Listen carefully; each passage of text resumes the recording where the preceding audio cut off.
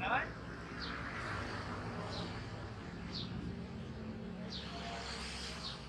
Ayoko. Bakit ang ulo ko masakit?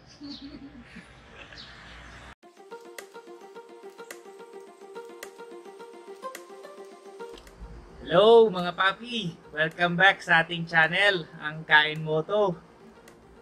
So for this episode, pupunta tayo sa Rosario, Batangas. Ang Rosario is known for the BRC. So, yung mga taong nagre-racing dyan, daan din kayo dun sa pupuntahan namin. Ang pangalan nung place ay Sefetin's Crib. Marami silang types ng food, pero medyo kilala sila para dun sa kanilang unli. Okay, so gutom na ako. Medyo umuulan pero okay lang. Tara na!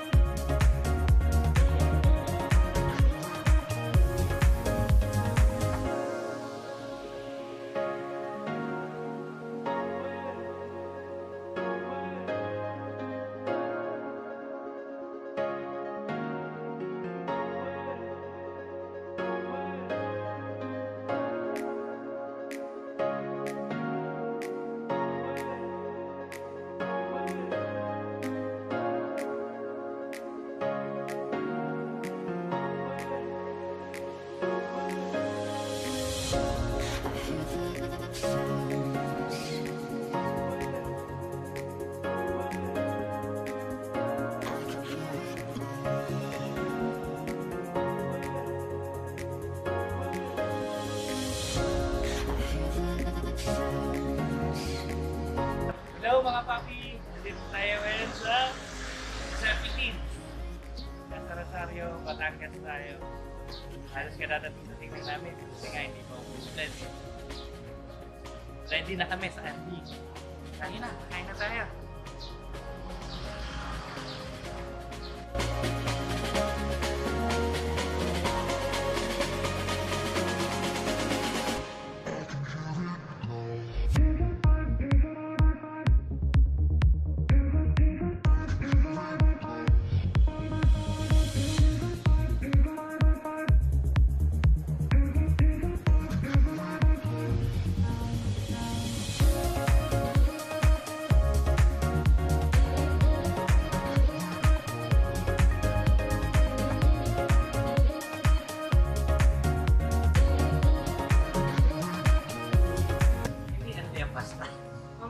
Hindi po kami basta sir kasi FWF na po. Magkano? 190 po. Pero pag... At least ang core price din po. So ngayon, ang nandito lang yung Yes, ma'am. wings, rice at saka nachos. Yes po ma'am. Dalawa pong alin namin yun. Only chicken at only pasta. Okay! So ayun, dapat pala punta tayo weekdays. Di balik. Pwede dalawa nito. Mag-avail po kayo sir ng piece of rice. Piso lang yun. Oo, at saka drink. Only Pwede drink. po sir na po. Tama. 239, tapos isa daw carbonara. Okay? Anong drinks po ng carbonara sir? May drinks na kasama na yan. Yung carbonara, yung candy po may kasama. Oo. Yung carbonara po ay drinks mas. Lalagyan pa ba natin? Yung dami naman eh. Kaya nga. Kahit ano ba ito sa only drink? Kahit ano Ang drink. available lang po sa amin natin ay Yan na lang. Sa orange yun. Yan na lang. Ilagay mo sa kamera. Hindi naman ito. Sige po sir. Thank you. Welcome po.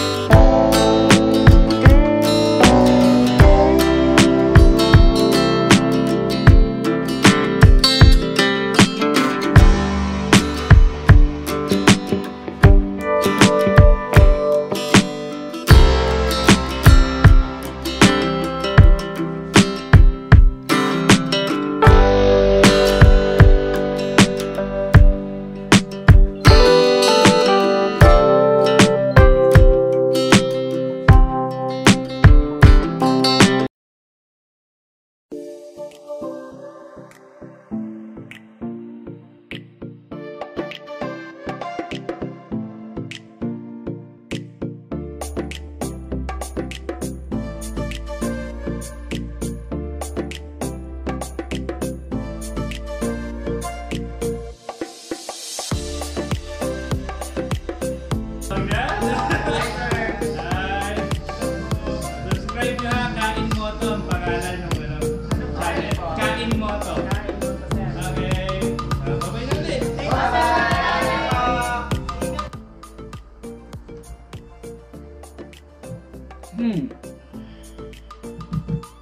Review.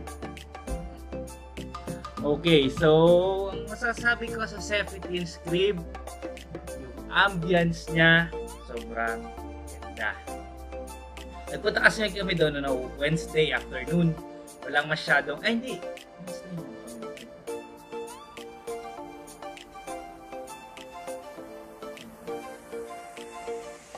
Ay hindi, nagpunta kami doon ng Sunday afternoon. Walang tao. Nagpunta kami. So, masaya ako para sa akin kasi malaya ako makakapag video doon. Tapos yung masushoot ko lahat ng mga bagay-bagay doon. Siyempre medyo nakakahiya naman doon sa owners kasi wala nga tao, kami lang dalawa. Pero overall, nag-enjoy ako doon sa place. Kailangan kong emphasize ito kasi alam nyo naman na ang first point of contact pagdating sa mga ganyan tindahan, especially restaurants, is yung tao. Diba? Kasi we're talking about service here.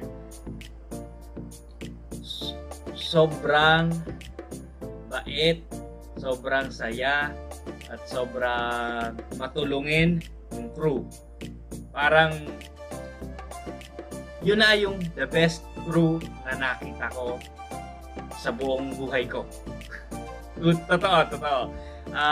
Hindi ako masyado kasing nagpupunta sa mga restaurant, sa mga ganong places. Pero yung crew nila sobrang bait. Alam mo yun, parang hindi sila makulit ha. Nagtatanong lang sila, ma'am, refill po, sir, refill po ba? Sobrang bait nila. Tapos sobrang cool. The best yung crew nyo.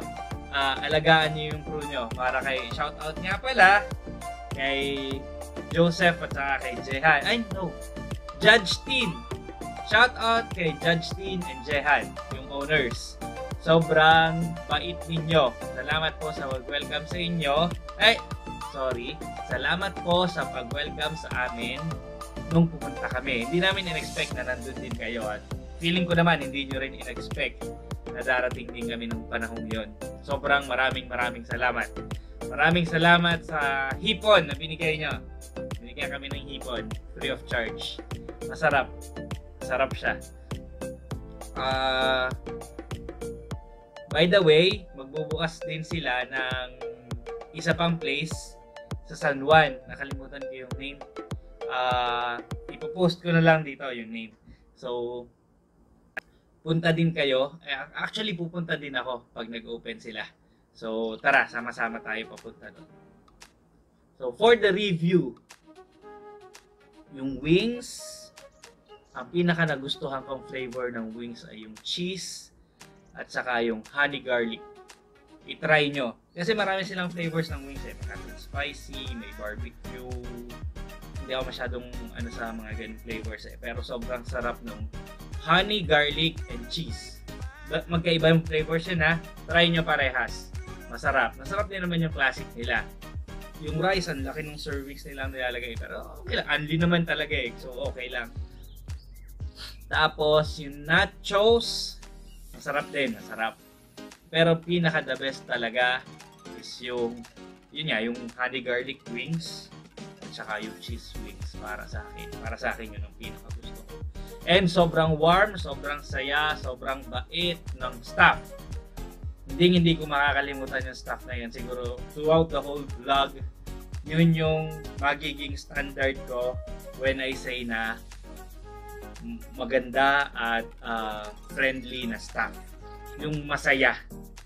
Hindi ko makakalimutan yun.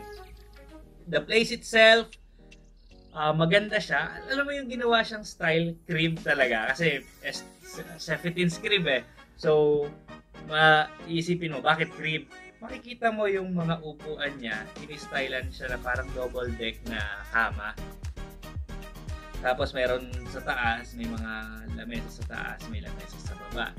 yung upo niya, yung Indian seat ang style na may mga cushions. Style Korean, Japanese, yung mga ganong style.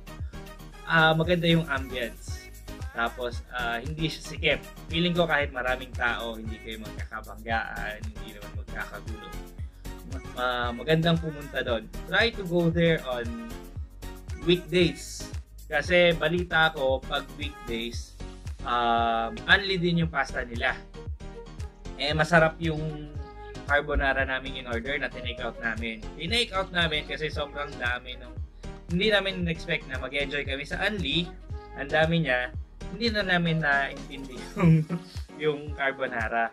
Pero masarap siya. Bale, so ang nagastos namin lahat-lahat per person ay 239. Dinidisregard ko yung carbonara kasi kaya lang naman in order yon para lang matikman namin ang lasa ng pasta.